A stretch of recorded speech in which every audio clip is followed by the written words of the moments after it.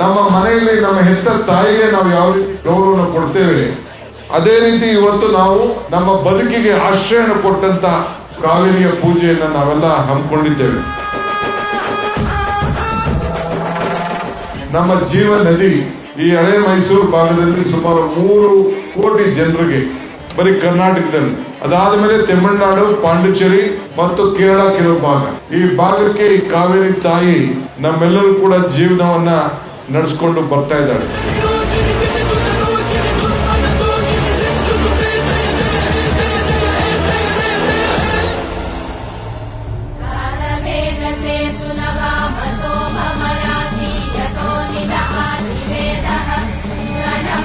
Jagati Durga Nivishwani